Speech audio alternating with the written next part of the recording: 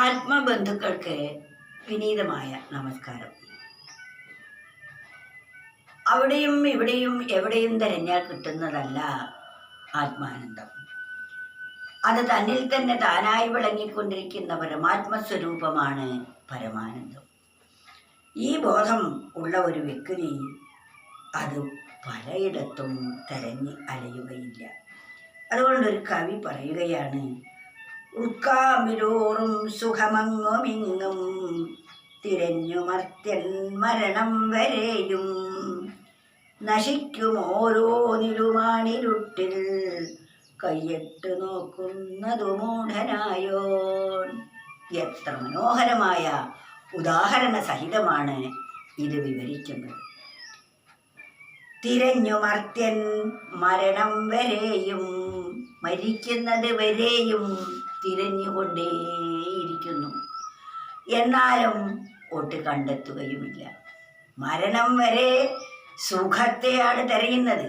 എവിടെയാണ് സുഖം എന്ന് വിഷയങ്ങൾ കിട്ടുമ്പോൾ അല്പമായ സുഖം ഇത് തന്നെയാണെന്ന് തോന്നും. കുറച്ച് കഴിയുമ്പോൾ ഇതല്ല മറ്റൊന്നിനെ സ്വീകരിക്കുന്നു. കുറച്ച് കഴിയുമ്പോൾ അതും അല്ല, അങ്ങനെ ഇതല്ല ഇതല്ല ഇതല്ല എന്ന് ഓരോന്നിനെയും തള്ളിക്കൊണ്ടിരിക്കുന്നു. എത്ര കാലം? മരിക്കുന്നവരെ.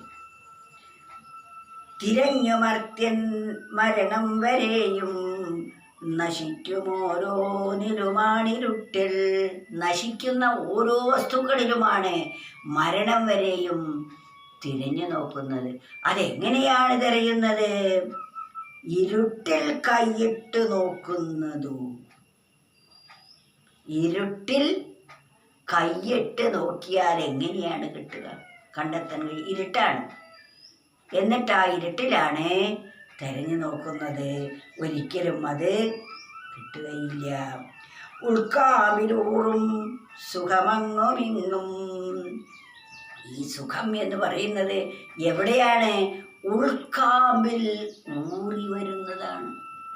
നമ്മുടെ മനസ്സിൽ നിന്നും, മനസ്സിൻ്റെ സ്വസ്ഥാവസ്ഥയിൽ നിന്നും ഉണ്ടാകുന്നതാണ് യഥാർത്ഥ സുഖം. അതാണ് ഉൾക്കാമ്പിൽ ഊറും സുഖം അങ്ങുമിങ്ങും. ഉൾക്കാമ്പിൽ ഊറിക്കൊണ്ടിരിക്കുന്ന സുഖമാണ് അവിടെയും ഇവിടെയും തെരഞ്ഞുകൊണ്ടിരിക്കുന്നത്. മരണം വരെയും തെരഞ്ഞാലും അത് കണ്ടെത്താൻ സാധിക്കുകയില്ല. എത്ര വലിയ ഒരു ഉദാഹരണ സഹിതമാണ് ഈ സുഭാഷിതത്തിലൂടെ നമുക്ക് വ്യക്തമാക്കി തരുന്നത്.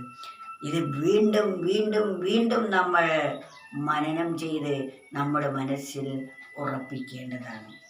ഉൾക്കാമ്പിൽ ഊറും സുഖമങ്ങുമിങ്ങും തിരഞ്ഞു മർത്യൻ മരണം വരെയും. മരിക്കുന്നത് വരെയും മനുഷ്യൻ തിരഞ്ഞുകൊണ്ടേയിരിക്കുന്നു ലോകം മുഴുവൻ. തൻ്റെ മുഖത്തിരിക്കുന്ന കണ്ണട, വിറക് വെട്ടാൻ പോകുന്ന ഒരു മനുഷ്യനൊരിക്കൽ മഴു തൻ്റെ തോളിൽ കൊളുത്തി വെച്ചതാണ്. എന്നിട്ട് അയാൾ മഴു തെരഞ്ഞ് എവിടെയാണ് മഴു, എവിടെയാണ് മഴു, പല സ്ഥലത്തും തെരഞ്ഞു നോക്കി. മഴു കാണണ്ടേ. അവസാനം നേരം അതിക്രമിച്ചു. സമയം കഴിഞ്ഞപ്പോൾ അയാൾ അങ്ങോട്ട് ഇരുന്നു, തളർന്നിരുന്നു. അപ്പോഴുണ്ട് ആ മഴുവിൻ്റെ പിടി നിലത്ത് കുത്തി മഴ ഇങ്ങോട്ട് താഴെ വീണു. ഇതിനെയാണല്ലോ ഞാൻ ഇതുവരെ തെരഞ്ഞത്. എൻ്റെ തോളിലിരിക്കുന്ന മഴു ഞാൻ മറന്നുപോയി. ആ മറവി കൊണ്ടാണ് ഈ തെരയുമ്പോഴെല്ലാം ആ മഴു തൻ്റെ തോളിൽ തന്നെ ഇരിക്കുന്നു. അതുപോലെ നമ്മൾ കണ്ണട കാണാതെ പലപ്പോഴും എനിക്ക് പറ്റിയിട്ടുള്ള പല ചതിയാണ്. കണ്ണട മുഖത്തിരിക്കും. എവിടെയാ കണ്ണട, എവിടെയാ കണ്ണട? പലയിടത്തും കണ്ണട ഉപയോഗിച്ചാണ് കണ്ണട തിരയുന്നത്. മുഖത്താണെന്ന കാര്യം മറന്നുകൊണ്ട്. ഒന്നാലോചിച്ച് നോക്കൂ.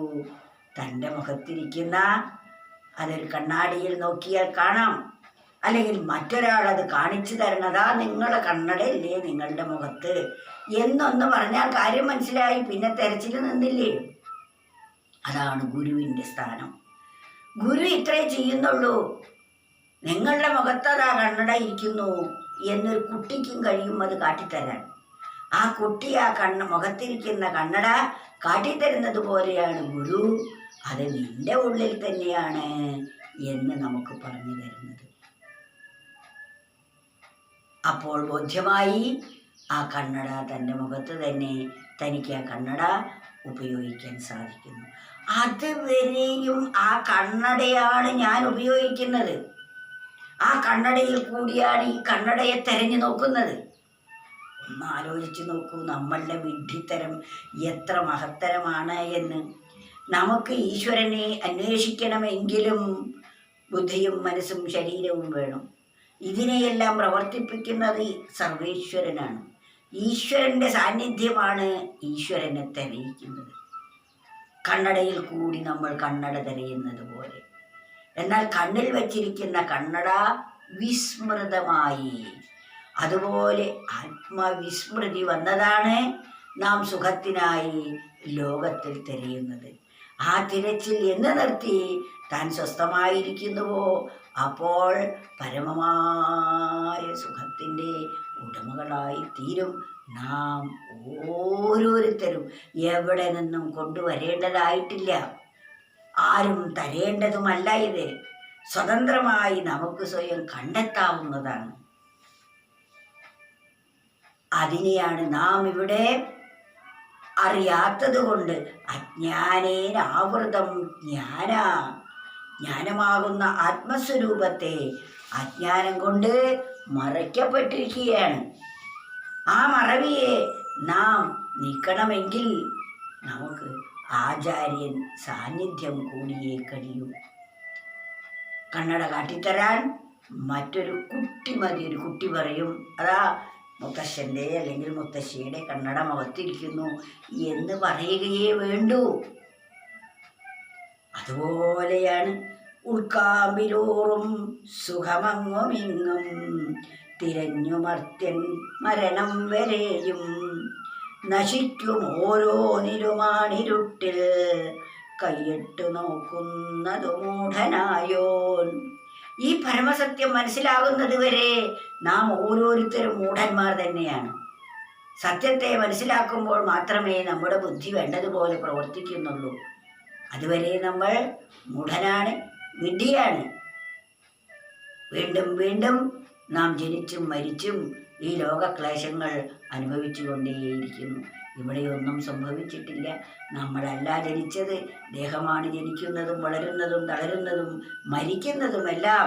എനിക്കിതൊന്നും ബാധകമല്ല എന്ന് ഈ ദേഹത്തിൽ നിന്നും വ്യത്യസ്തനായ എന്നെ തിരിച്ചറിയണം നമ്മൾ.